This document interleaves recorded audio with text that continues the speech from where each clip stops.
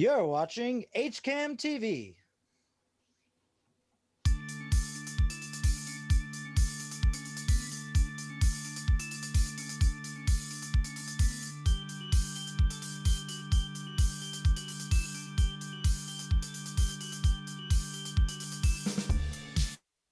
Good afternoon, Hopkinton. Welcome to the Hangout Hour here on HCAM TV. I am your host for this hour, Jim Cousins, along with our special guest, Superintendent of Schools, Dr. Cavanaugh. Carol, welcome. Hi, Jim. Thank you. Always a pleasure. Nice to be here again on Tuesday. Thanks. We really do appreciate it. As usual, I'd like to give you an opportunity to give an update, and also this time, in addition to your update, if there's anything that's coming up that's really special, maybe next week or so, that we just might want to mention is on the radar, it'd be nice to mention that too. Okay, so I think we are in a place now where the building principals are kind of getting into that nitty-gritty stage, thinking about how are kids going to arrive? How are kids going to depart? What are the schedules going to look like for individual students? So they are working super hard at this point.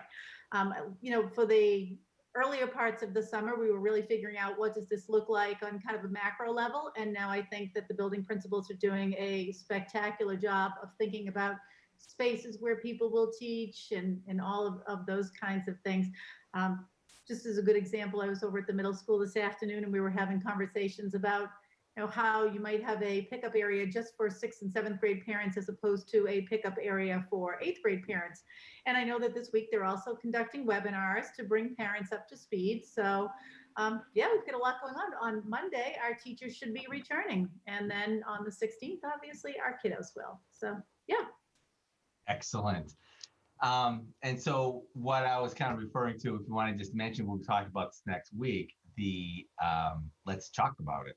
Oh, yes. So on September 2nd, we are doing an event called Let's Talk About Change.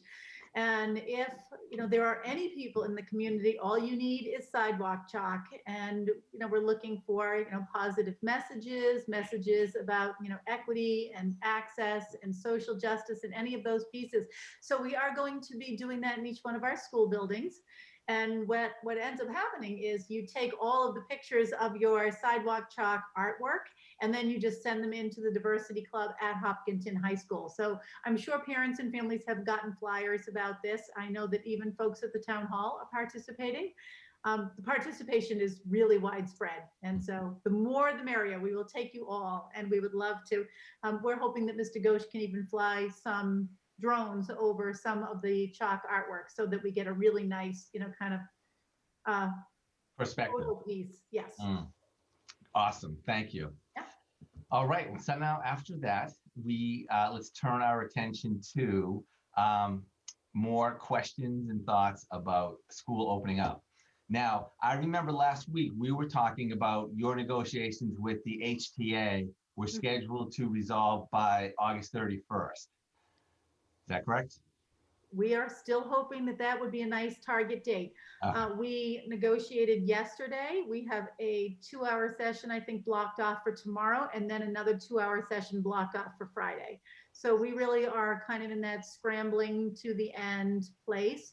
And then what has to happen after that is the association would have to ratify it and the school committee would have to vote on it. Okay. Yes. All right. So you know what? I'm going to dive right in here, Carol. Okay. Because sometimes, when people ask questions, you can really read some subtext into that. And so I'm looking for the one. Let's see. So this person said there's a lot of discussion on Facebook about the independent article and the HTA rebuttal, and it made it appear that there was a disconnect. And I was wondering if you had any comment on that. So I'm not a person who's on any social media. And I think as the school committee put that information out, it was a press release. And I think it really just kind of re-articulated everything that had happened on Thursday evening at the school committee meeting. And so if there was a rebuttal to that, I'm happy to take individual questions because I think, when people start to put information out into the community, I wonder about, sometimes the accuracy of it only because sometimes the information is coming from people who aren't living in the school district. Mhm. And by that, I mean, the people who are making decisions right now. So for example, the building principals are making decisions about what kinds of things will happen. We're making decisions in HR. We're making decisions, about budget. So I am happy to answer to clarify if there are questions that people feel like they don't have answers to. Okay. Yeah, I understand. I understand that oftentimes in negotiations, the doors close for a reason, and you have to kind of wait for negotiations to conclude in order to come forth with what has resulted from that. And perhaps, everything that's said in the room doesn't need to leave the room because what really counts is the end agreement that is reached. Yes, and I'll just talk a little bit about that. Some of the issues I think that people are asking about are subject to collective bargaining, and some are not. One of the things that I think is important for people to realize is that the kind of bargaining that we're doing right now is called impact bargaining. And the question really is, because we are asking teachers to teach in a time when there is the COVID-19 virus, what is the impact of that virus on their ability to, be able to deliver curriculum and instruction safely? Right. Okay. Now, here's what I know. This one was very interesting to me, and I think I know the answer for me, but let's just see how close I was. Why can't testing protocols and monitoring community spread be part of the HHS solution? This is used statewide at schools and monitored in the workplace. Experts say this is what is needed to keep the virus at bay. Up-to-date physicals are mandatory. Why is regular testing not part of the protocol? Right. So I know that there are some school districts who are, doing testing before everybody kind of comes back to school. But one of the things that we hear is that, if you're going to do testing and have it be effective in mitigating the spread of the virus, it has to be that kind of rapid testing so you get your results right away, and you have to do it with some frequency. So we could certainly test everyone before they kind of came back into the building. I mean, sort of theoretically test everyone. But the moment they leave our building and go home, or maybe even while they're in our building, there could be an exposure. So, the testing is only as good until the next time you're exposed to a COVID positive person. I don't think that that's all that dissimilar from what we used to say about disinfecting the buildings. People would say, is that building disinfected? And I would say it is until the next person sneezes. And I'm really not being facetious about that. I mean, that's the truth. Once there's a germ in there in a building, it's the same thing. Once there's a person who has contracted COVID, that person is in fact COVID positive. So it would be really nice if we were able to do that kind of rapid and regular testing, but I don't see that as being feasible for, we have 4,000 students and 500 adults, and we would be doing that, sort of all the time. It would take an awful lot of time and an awful lot of money to make that happen. And then the last thing really is, as a public school system, we can't compel testing. So I mean, that's the kind of thing that families will decide to do, or the DPH will encourage people to do. Mm-hmm. Last when I was first thinking about this, I thought it would be so interesting, to test the kids a couple times a month so that you kind of catch hot spots and see how they go and kind of get a real good image. But then we were talking to the Board of Health. I think the cost of the test are $27 or $32 a piece or something like that.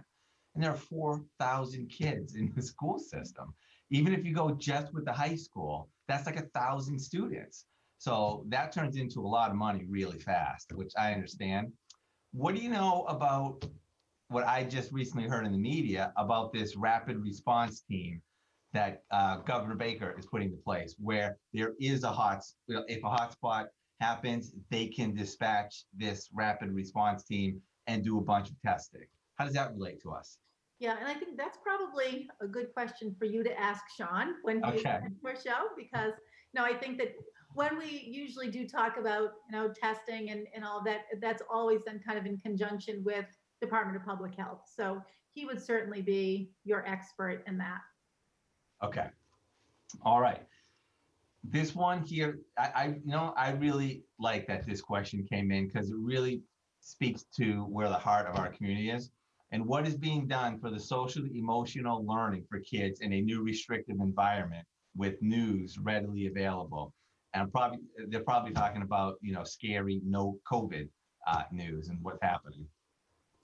Right. So on the very, very first day of school for teachers, August 31st, we have a group coming in, and their acronym is BRIGHT, and it's about building resilient youth. And so what they're going to do is really to kind of train all of our teachers to watch for signs, because we know that there are some kids who will come into our buildings and they will appear to be kind of functioning as they just typically would. But who knows what has happened to our kids since we closed down on March 10th? I mean, have our kids been good nutrition? Are they starting to get a little stir crazy from isolation? Are they kids who have been in households that are dysfunctional in some way, right? So we have to be, very aware that a lot has happened between March 10th and right now. And so we will also have, sort of second tier kind of training for the people in our buildings, guidance counselors, school adjustment counselors, those people who would be kind of on the front line of helping our kids to cope. One of the things that we always say is we don't want the Algebra 1 teacher to take on the role and responsibility of therapist, but we do want that person to be able to recognize when a student is struggling and how to get that student the resources that he or she needs. We want the credentialed people, doing what they are supposed to do. So the algebra teacher teaches algebra, and the school adjustment counselor counsels our kids.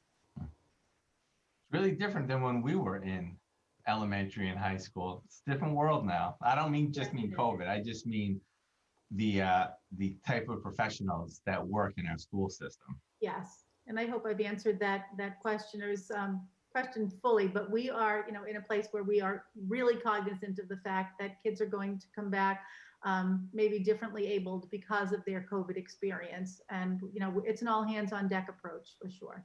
Right. Will there be monitors on school ground before and after school to promote social distancing on school grounds? One of the things that we are doing, and I'm hoping that people are hearing this because we are a little bit concerned about traffic. So normally what would have happened at the high school and the middle schools, we would open our doors at 7 a.m. That is going to change. And, I don't want to speak for Mr. Keller or Mr. Bishop, but in a conversation we had yesterday, and everything that we say about COVID in our plans is true right now. I'm not sure that it will be true 2 weeks from now when the kids actually come in. But what we are asking parents to do is not to come to drop their students off until 7:15. So the buses will arrive at 7, parent drop off will arrive at 7:15, and we are really not opening the doors until 7:15. So if there are parents who let their kiddos out and they're out under the tent or whatever, we want students to be practicing social distancing, masks on. And so will there be administrators out there like assistant principals? I'm assuming that will sort of be where we are with that. But other than that, we don't have monitors per se who would be out there asking students to socially distance in the morning. Yesterday, we had a conversation at the high school how there will actually be 2 pieces of tape that go down a hallway, and kids will walk single file one way and single file the other way with a space in between them. So that, we're really monitoring kids' movement, but we're monitoring it in the ways that we are sort of physically, budgetarily, all of those things capable of doing. There are just some things that won't actually be in our control. To Mr. Bishop's credit, this is a great story, and you'll probably see this actually on Fox News tonight if you're watching. But Mr. Bishop and his administrative team have put QR codes on all of the desks in the cafeteria and the athletic center where kids will be eating lunch. So if I'm a student, I walk in and I sit down and I scan my phone on the QR code. When the screen pops up, I put in my name, Carol Cavanaugh, and it asks me what desk I'm sitting at, and it will. So I put in I'm at desk 12. That uploads to a spreadsheet. We keep that data for a 14-day period. It keeps rolling over, and so we know who sat in that desk at that moment on that day. So if we have to do contact tracing, now they can take that information and say to the Department of Public Health and the school nurse, these are the 7 kids who sat around Carol Cavanaugh at that desk eating lunch on that day. So Oh, that's really it interesting. is really interesting. I think that some of the protocols we put into place, put us in a place where we are really mitigating risk. Right, right. So I have a question. I understand, I was actually at the high school earlier today helping shoot a video for students to see how to get on the bus and how they sit in the classroom, stuff like that. So it's really interesting. And it showed, the desks, they're all set up where they're all 6 feet apart and everybody's wearing masks. And I'm wondering, is there any guidelines that students and staff are being given regarding physical proximity in the building? So, for example, you're addressing physical proximity when they're sitting in a classroom, when they're sitting in the cafeteria. We're separating them by direction in the hallways. Is there any type of guidance for how close they should ever be approaching other people? So I would say, and this probably goes back to the high school, when you're bringing in 600 kids in a given day, there will be time when kids are closer than 6 feet. But if they are always wearing their mask, when you talk to Sean McAuliffe, he'll say that an exposure is when you have been within 6 feet with your mask on for greater than 15 minutes. And the passing time between periods is 10 minutes. And that takes into account the fact that some kids may be stationed in a room before they're allowed outside to take a mask break. Some kids will go outside first and then go to the next room. So yes, there will be times when kids are closer than 6 feet to one another, but those times should be very brief and they should be wearing masks, and it should not count as quote unquote an exposure. And what we hear all the time from virologists and medical professionals is that if you're wearing your mask, and we also have a face shield for every kid and for every teacher, so that's an option for people who might be nervous about it. Hand sanitizer is everywhere. So if you are wearing the mask, wearing the shield, sanitizing your hands, even if you walk by a person who is COVID positive, that viral load should not get to you if you are appropriately covered. Okay. I have a question here. Must have been generated while we were talking about the cafeteria. Why not scrap lunch and have 5 mornings a week? I'm not sure if that talks about whether like splitting the day in half so the kids don't have to be there through an eating period. Mm-hmm. That was actually when we started talking about what the return to school would look like. We did say, why don't we bring every kid back and only for half days? So that would still get us to that 50% target. And then have sort of the remote instruction in the afternoon, which would also get us to that 50% target. 50% in person, 50% remote.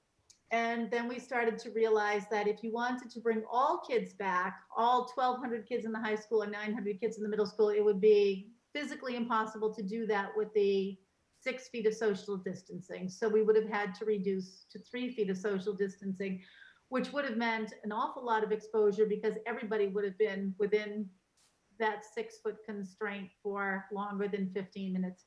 And we also realized we had a transportation problem.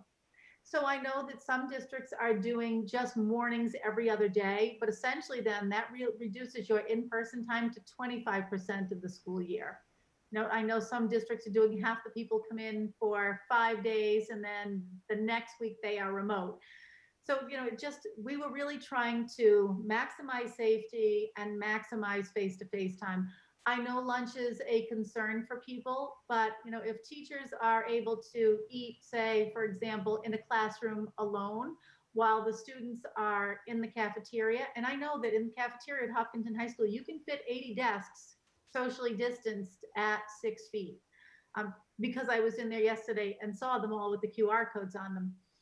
But we also have, so those would be for kids who are maybe buying lunch, and then the kids who are in the athletic center might be for the kids who are bringing lunch. But that lunch period should be limited to the 20 minutes. You'll take your mask off, you'll eat, you'll put your mask right back on again. And, I mean, that does fall within the DESE protocols, and it does fall within the, DPH guidelines as well. So we felt comfortable going with that in order to maximize instructional time. Okay. I got next. I'm gonna put a few questions together because they're all pretty similar. And this one, I'm not sure of the answer of this. I'd like to ask you this.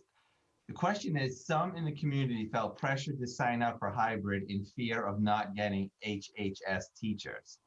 And is there a plan to resurvey the parents that has an open response section to address the current situation? So could you just give us an overview again of what types of staffing we'll have for the at-home cohort? Sure. So at this point in time, and I guess I can talk about these metrics pretty broadly. That if there is a teacher whose medical professional says that person needs some accommodation under ADA, and an accommodation could be something as simple as, that person needs to be in a better ventilated classroom with fewer students, or maybe it's that person should never even walk on the campus of the Hopkinton Public Schools. So what we did was we looked through all of those people. I believe that the count is about 71% of those people who qualified for accommodations will be teaching for the Hopkinton Public Schools, but they'll be doing so remotely. They'll be sitting in their homes, in their living rooms, where they are like all by themselves. And, we've absolutely positively eliminated risk for those folks. And so that's 71%. 5% made up a person who didn't need remote or hybrid, so that doesn't even enter into this. So maybe that's 4%. Yeah, that's 4%. And then 20% of the people were people who they've been granted an accommodation under ADA, but they will teach within our public schools, but they'll teach in a space where only they are sitting there, and they will teach a remote group, which gives them access to whatever kinds of things that they need. But the accommodations were, very carefully considered. So I've gone a very long way to say who will be teaching our kids, right? So, I mean, essentially, it will be Hopkinton Public School teachers who are teaching our kids, whether they are, hybrid students or remote students. Now, that said, I have to be very fair about it. For the remote students, in some of the bigger content areas like English, math, science, social studies, we've been able to take a Hopkinton Public School teacher, and this really applies to the high school level, not to the elementary level, because it's much easier, I think, to move second grade and third grade and fifth grade teachers around. But at the high school level, you might in ninth grade get a Hopkinton High School science teacher, social studies teacher, math teacher, English teacher, but if there was some odd course that you needed, like Spanish 2, you may not have a Hopkinton High School teacher for that. Or, Mandarin 3 or something like that, right? That might be a place where you're taking an online course. If you had an art course, for example, that, we couldn't accommodate for some reason, you might be taking, an art course. It came down to those funny little singletons in places. So I know that the people who chose hybrid say that they chose hybrid, but I think we were perfectly honest with people all along that this is what was going to happen, that we were going to look at building cohorts of our remote students. And if we could get enough of them, we'd take a Hopkinton High School teacher and put that person with this cohort. But if there became singletons, like only one student wanted AP chemistry, that student may have to take that course online, so those are the places. We did ask, or we are planning to ask the school committee to fund 2.2 FTEs to fill in gaps at the high school. So there will be some people who are teaching in the high school who are kind of new to Hopkinton, but they would be an in-person teacher. So I'm not necessarily, and I think that, the people we get will be familiar people. They won't be new, they'll be familiar new. Right. If that's making sense, we think. Yeah. Okay. Now, this, I'm not sure if you touched on this earlier, sorry about that. And there are a couple of questions that are about this, and I don't know how much of this you can talk about, whether it's being negotiated or not. But there have been some questions that are asking about teachers obligated to instruct students remotely from in the building versus from at home. What can you tell us about that? Yeah. So, as I had said, that constitutes 21% of the people who qualified under ADA. That said, there were also teachers who requested to be able to teach remotely because, for whatever reason, maybe they said, I'm living in a household where my spouse is going through chemotherapy treatments, or I'm living in a household where, I live with like an elderly person and I'm just worried about the security, the health safety of those people. So when we finished with the ADA and we moved it down to the next tier, we said, okay, so who else might need some kind of accommodation? So pregnant workers, for example, there's protection for pregnant workers. And then we moved to tier 3, and those were the people who had requested not to be among students. So what we've done is we've been able to give those people kind of an empty space within our buildings to teach. And so those are folks who are in a space all by themselves. So if there is aerosolization in that space, the only, if for lack of a better word, spittle is the spittle that belongs to the actual teacher in that space. I know people are asking the question, are they in their own classrooms? And we have also shifted classrooms, which again, really doesn't come under contract negotiations so much because, where you place a teacher in a building is kind of a management right. But what I can say about that is, so if we used to have a smaller classroom where we had a teacher, say, for example, with 6L students, English learners, and now we look at that space and we say, we cannot push 6 kiddos in that space and socially distance them at 6 feet. We might have taken a great big classroom and moved the L teacher and the 6 students to that classroom to keep them nice and safe, and then put the singleton teacher who is teaching remotely but from the building in that smaller space with, access to whiteboards and document cameras and whatever else they need, but they are in an isolated space. So if they come into the building, use that space, and then head home, that really does mitigate risk for anyone in their family who might be elderly or any of those things. Okay, so just to take that from the other side, if you're able to talk about it.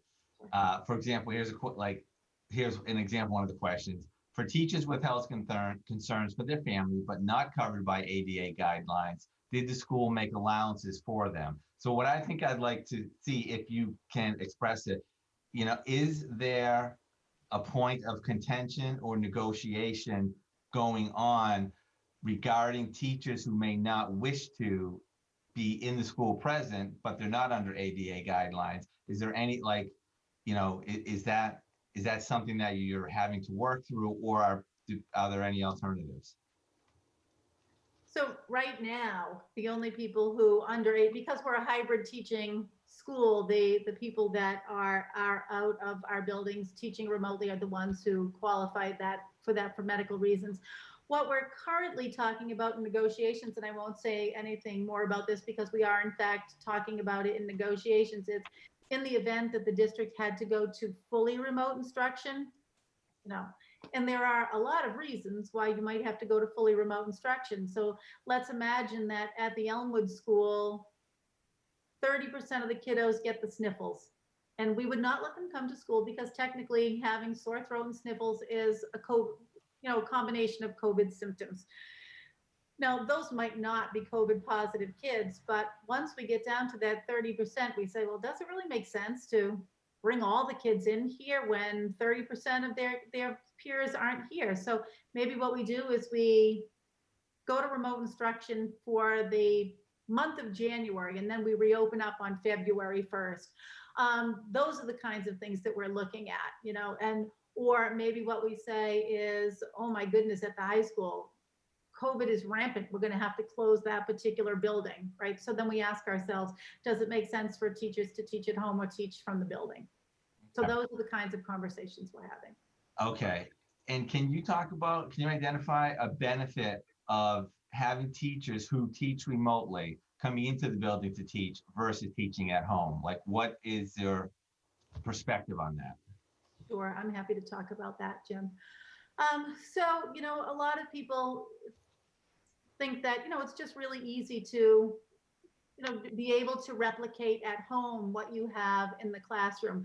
But when you are in the classroom, you've got that great big whiteboard there that you can stand in front of. And then it appears to kids who are sitting at home that you're in school, and in terms of technology, our teachers would have access to document cameras. So I can, take my pen and work out a math problem on a piece of paper with a document camera, and that can go out via Zoom if you have all of your connections.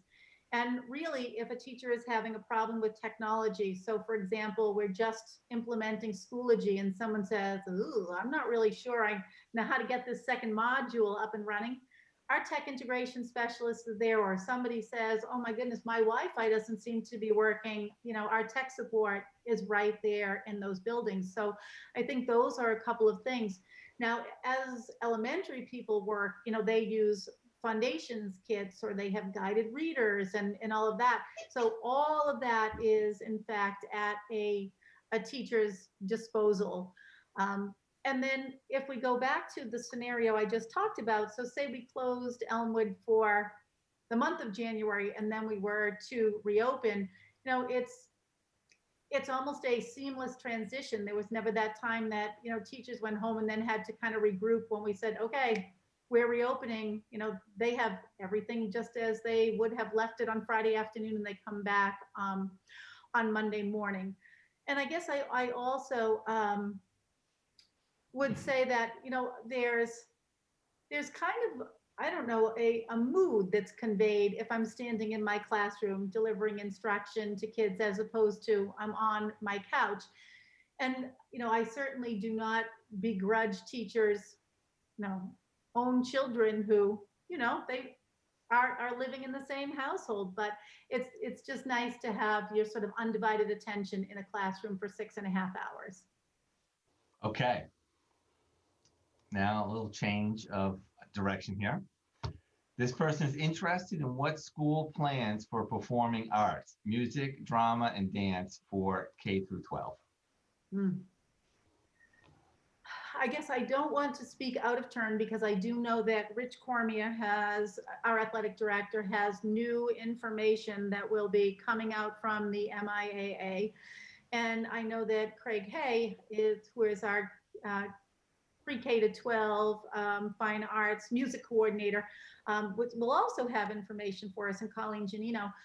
But to deliver regular old ordinary art, we can have, a teacher go into a classroom and deliver a lesson in vanishing point or watercolor or drawing or those kinds of things. And that can be done pretty readily. But what the commissioner has said about playing brass and woodwind instruments is that if kids are going to do that, they need to do that outside and 10 feet apart. Now, we have a lot of kids who are playing those instruments, so it's making teaching music pretty complex. So as we look at what's going to happen, say, for example, at Marathon, we've talked about taking some of the music lessons that will be pushed in and not make them academic so much as, like let's incorporate movement or let's incorporate percussion. And those things will keep students engaged and it will keep them learning about music, but it will also keep kids safe. In some places where we would normally have kids actually playing their instruments, we might have to do things where we just practice fingering. So each building principal is working with the teachers, the music teachers in their building, and working with Mr. Hay to, again, maximize instruction and minimize risk. And then I guess I would finally say that with athletics, a typical gym class is going to look very different. And it is because, again, kids have to be wearing masks. They have to be 6 feet apart. There can't be any contact sports. We're going to try to get kids outside as frequently as we can. But then there is, with athletics, something very different that happens. There's an enormous budget, right? And so we have this great big budget that normally would have funded fall sports. And there's a governing body, the MIAA. So what is it that they are putting out to us? And as Mr. Cormier can share, there are, kind of like, these are the safest spots. This is, your kind of level ones. This is your level twos. They get a little less safe. And, there are some sports that they are just kind of not allowing any contact. So without any contact, can you have football? I don't think that you can, right? But if you're going to have soccer, how does that change given those different constraints? And I am clearly not the expert on that. So I will wait until Mr. Cormier is able to tell us what will be offered and how it will look in the fall. And we have a very big kind of all the stakeholders meeting Thursday, I think, that will involve, budget, building and grounds, and building principals, the athletic director, just a whole host of people that will all come together to make decisions around that. Well, that's really kind of nice that that's on Thursday, because Mr. Cormier is coming on the Hangout Hour on Friday. So I encourage everyone who has an interest in that to tune in on Friday. I will not steal his thunder. Okay. Now, this is one, you know what, we keep coming back around to this in different ways, but quite honestly, I think it's very fascinating. And it's a little bit, quite honestly, kind of putting you under a microscope. It's kind of like when, people play the guess the superintendent's decision on snow day kind of question, and like, oh, what is she thinking? And where is she getting information from? What's happening?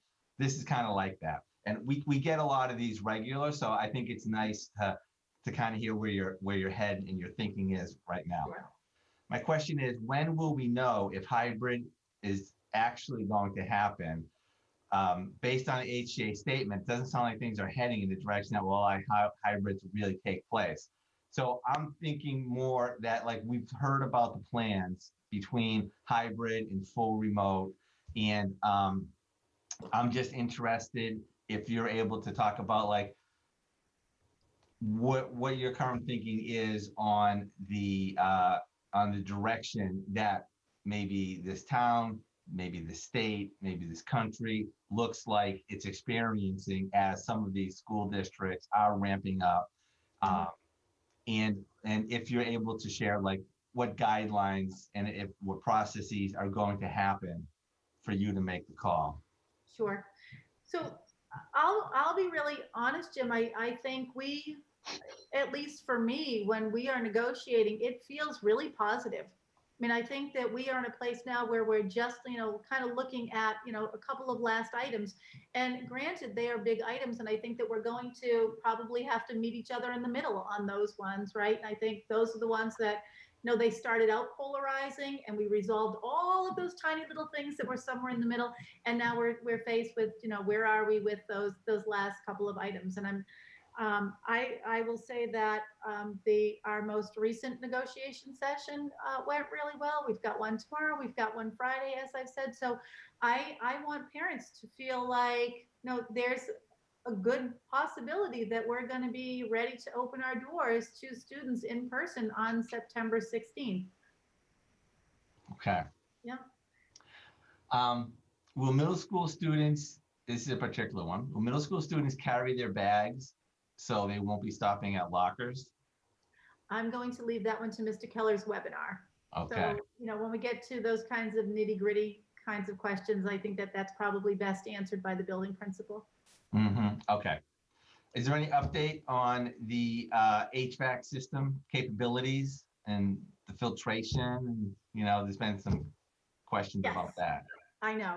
And so let me just answer that one for you. Renaud HVAC is our company. And if people have been anywhere near our schools in like the last, I don't know, week or so, I'm sure that you have seen their trucks all over our campuses. So what happened is that we had a couple of years ago, they came in and did an inventory of every single piece of equipment that we have in the Hopkinton Public Schools. So, you can get a stack of paper on the Marathon Elementary School. Well, we don't really have one for them because it was still Center at the time. But, Elmwood, the middle school, Hopkins, and it will outline all of those pieces of equipment. What they will do for us is they'll go in and they will do kind of an assessment of how are all of those things working, and then they hand you these are the couple of things that we would need to upgrade prior to the opening of school. Right now, what they are doing is what we call preventative maintenance. And as soon as each building is done, they can send us a letter that says this building is in good working order. So yesterday we did, in fact, just get a letter that says we are in the process of doing preventative maintenance from the HVAC company. And I'm happy to share that letter with people if they want to see it. I mean, there's nothing in there that says your things aren't working. I mean, what it does say is, as soon as everything is wrapped up on our end, and that's what I think people would want, is a professional, objective company coming in, looking at all of those pieces of equipment, and just making sure that they are running at efficiency. And we will get reports for each of those. What we normally do is we get one great big report, but I think I'm going to ask the company to just give us a building by building. So when they finish, we get a report. When they finish, we get a report. And then that way, I think we'll be able to put people at ease. I think the high school report comes first, but then after that, we'll be looking for Elmwood and middle school, because I know those are the schools that are worrisome to people. Are there deadlines associated with those reports? Do you know when you expect them? So that's one of the things that I'm asking the HVAC company. I know that at this point, we will certainly have them before the 16th of September, because I wouldn't want, even families to feel uncomfortable sending their kids into school without those HVAC reports in place. But as for like next Monday and the 31st, we probably won't be seeing them. But by the same token, we also won't have the kind of density. If you, Jim, go into your classroom at Hopkinton High School, you'll be in that classroom by yourself because your students won't be there. I don't think we have to worry about you recirculating your own COVID, so to speak. I mean, I know that it sounds fresh, but it's not designed to sound fresh, Right. Okay, well, here's one I'm really interested in. Can you describe kindergartner's day under the new rules? Sure. And again, I really feel like this is a question that is better left to Mrs. DeVoe, because she's the person who's going to create that kindergartner schedule. But if a kiddo in kindergarten would normally have had, some time with foundations, or some time with, a read aloud where the teacher's in front of the room and doing that read aloud, or, even some time with guided reading, those things can still happen in our classrooms. Are they going to happen with plexiglass between people? Are they going to happen with, shields on, a kiddo's face? Yeah, they probably are, but those things can still happen. Will we leave time for mask breaks? Absolutely. So yeah, we're going to see little kids with masks on their faces and probably shields too. And we're going to see them sitting, in places where they are 6 feet apart from one another for a good portion of the day. But yeah, I would say that parents should feel comfortable thinking that the reason we're bringing kids into school is to give them that kind of high quality instruction. So that's what we're hoping to give them, high quality instruction. Okay, so we do know that masks are required. And yes. So from time to time, you have also mentioned face shields. Is face shields a requirement at either particular grade levels or students or faculty, or how is face shields addressed, if at all? Yeah, so I think if we are going to have kids, say in the bus, for example, we are requiring face shields on the bus because we're putting one student in each seat. And even if we have one student in each seat and they all load the bus in a way that nobody ever passes by each other, and then they exit the bus in the same way where no one has to pass by each other, and all the windows remain open in those buses, we still feel like that extra layer of protection with the face shield is a good thing for our students to have. As for while they are in school, socially distanced at 6 feet, it's certainly, optional for kids.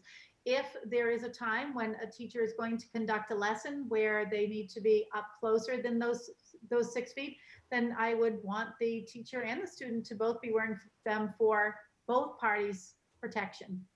Okay. Are they being required or are they being provided? How's that work? Oh, yes, we have them for every single person in the Hopkinton Public Schools. We are unusual in the same way that we are unusual with the QR codes and with my reentry report asking for people for a soft quarantine. The face shields are also unusual. We've gone to the nth degree to go through that, risk mitigation process. They're not inexpensive. Early on, when we recognized that we thought that in-person instruction was the highest quality of instruction. The face shields that we were able to get early on at a really, really reduced price made it feasible for us. So every student and every educator, every custodian, paraprofessional, every single person in our school community, there is a face shield for you. Okay. We have a question that goes back to the HVAC system, and this will be a little test to see how much, if you know this. Do you know how long it takes to change the air in a classroom under our systems? The air should be changed 8 times per hour. You do know that. I do know that, yes. I told you I'm earning a CAGS in HVAC. I'm teasing, but that is what the facilities director has said to me, is that while you are in that room and the filter is pushing in that fresh air from outside, it should change over 8 times per hour. Okay, thank you. Did you ever consider block scheduling, particularly in the high school?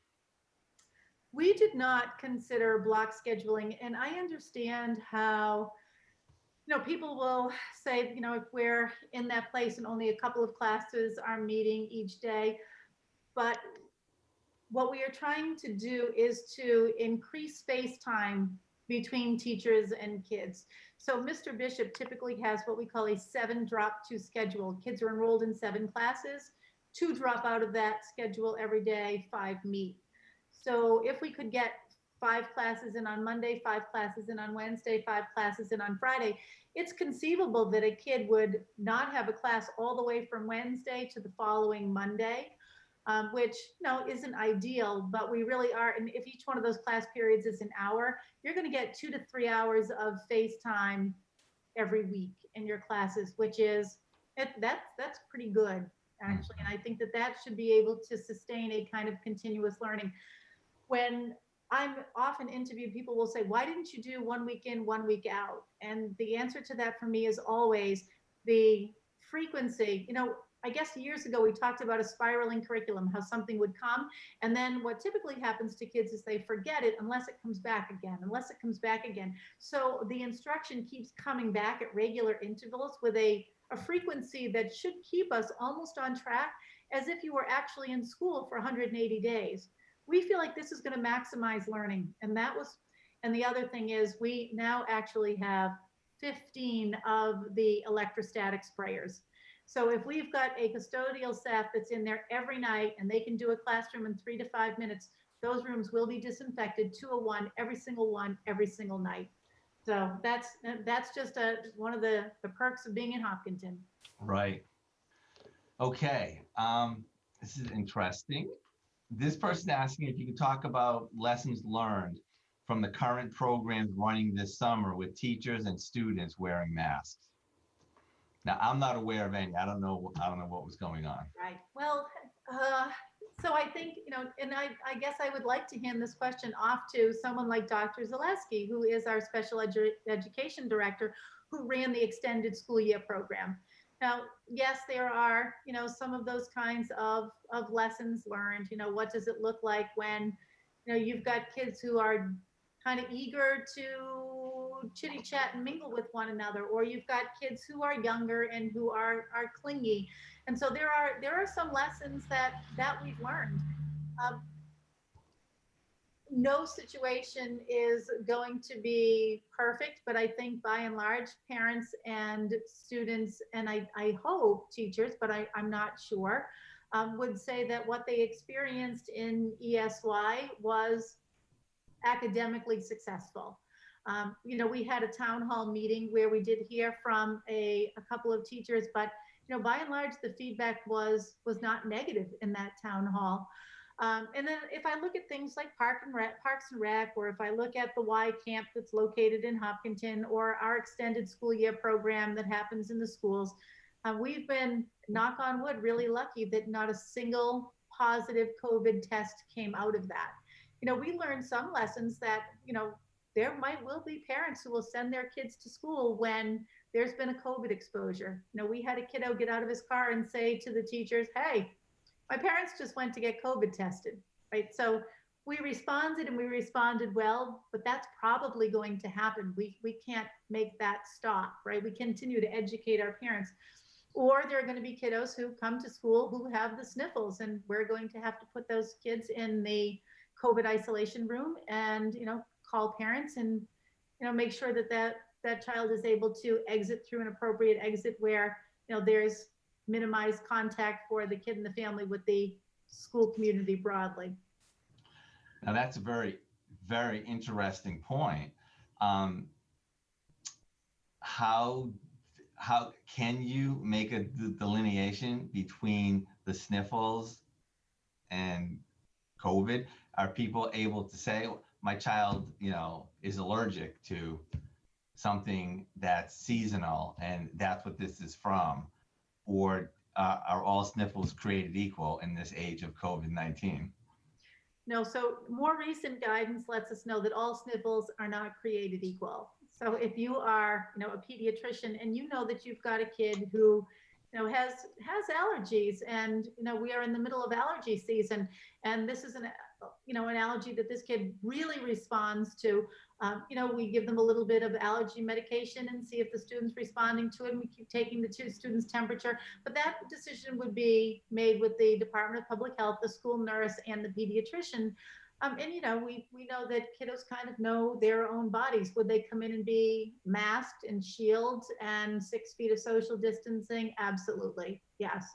But there are provisions made now for kids who have allergies, and they're not the decision of the superintendent, it's the decision of a group of medical professionals. Now that's interesting. You talked earlier about the two FTEs to kind of fill in the gaps in the educational system. Has anything been done to beef up the school nurse component or health component in the schools? If you look at our list of vacancies, we do have several vacancies listed right now for nurses, because we would like to, currently we have 6 nurses across 5 buildings. We would like to go to 10 nurses across 5 buildings, so that if I'm the school nurse and I have to be in the isolation room with a potentially positive COVID student, then someone's got to be doing my regular duties. I can't remove all my PPE, run across and give a treatment to a diabetic, or medication to a kid at noontime, or help a little girl who's just lost a tooth in her 1st grade classroom, right? So we've got to make sure that the people who are doing regular, typical nursing duties are covered on those needs, as well as the kiddo who is potentially COVID positive, as we're calling mom and waiting for mom to come and retrieve her potentially sick child. Okay. Does the acronym EBCFA mean anything to you? Somebody's asking, what is the current status of school committee policy EBCFA, face coverings? Oh, face coverings, of course. Yeah, I don't remember the policies by by letter, but so at our last meeting, we did take that policy and we approved it. And the way that it was written, talking about if you have a cloth mask, it must cover the nose, be washable, multiple layers, and all of that. And then we got to thinking that we need to bring it back. And we wanted to bring that policy back for 2 reasons. One was that kind of at the meeting, we made an amendment that said students could wear a disposable mask, but we want that to say a 3-ply or better disposable mask. And we wanted to say that because the 3-ply masks will have a wire that covers the bridge of your nose, that keeps everything tight to your face on top. And typically those are, kind of droplet and waterproof when you get to the 3-ply or better mask. So that was important to us.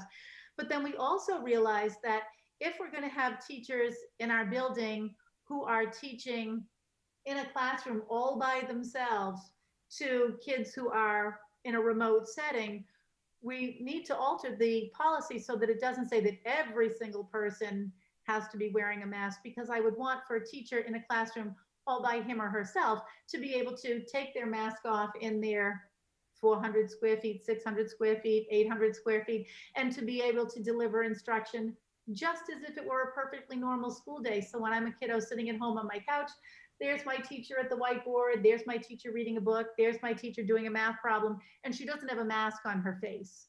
There's no need to have a mask on when you are in a room all by yourself with, so we'll be making those two changes to the policy. Okay. Now, as you had mentioned earlier, teachers are back next week. Yes. Learning Schoolology, getting ready for this new type of environment. Mm-hmm. So I am expecting and thinking that a lot of information that is homeward bound, to the parents and to the school system is probably going to look to be finalized and pushed out this week before all the teachers come in. And I'm just wondering what advice you give to parents of children in all grade levels, if you know anything that could be expecting, or again, where you would direct them. Okay, so your assumption is partly correct and partly not correct, because I think, we got our guidance from the commissioner on the 25th of June. And amazingly, I think if you walked into Hopkinton High School today, you'd walk into a building where you would look and think, wow, they are ready to open COVID style. We're waiting for a couple of markers from WB Mason that will say stand 6 feet apart or whatever. But, in truth, the way the building is cleaned and configured and COVID rooms and plexiglass and all that, it's in place. It looks really good. So I think we are ready for that kind of, people to re-inhabit the building. But right now, the building principals also have to, in conjunction with Jen Parson, the assistant superintendent, Deb Moriarty, the ELA director, Karen Zaleski, the special education director, kind of all of these people coming together, Jennifer Suker, the L director, everybody is coming together to ensure that professional learning is in place. So we have the bright people coming in to do some social emotional work. We've got companies coming in to, or consultants coming in to work with us on things like culture, diversity, equity, access, those kinds of issues. We've got Schoology, the new learning management system.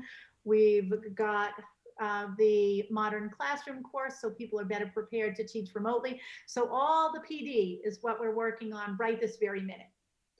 So that when teachers come back on Monday, all of that is ready to go.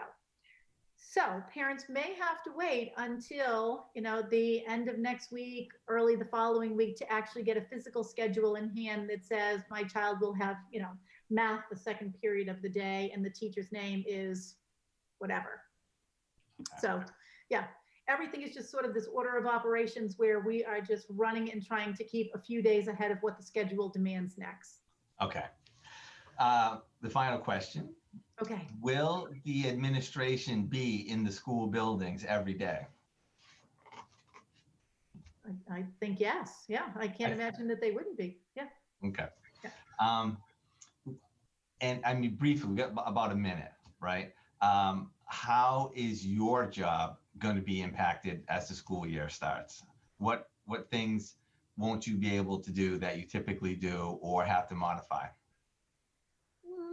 I guess the only thing that would be a little bit trickier is that when, you try to have, we did have our summer retreat, and there were 20 of us, and we managed to spread out all 20 of us in the cafeteria at Hopkins. So it was nice to be in person.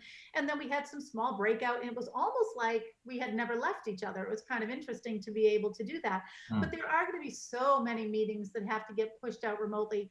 And I will miss face-to-face conversations with, with faculty, with staff, with kiddos. I mean, it's hard, I think, to be sitting in this office all the time, kind of remotely.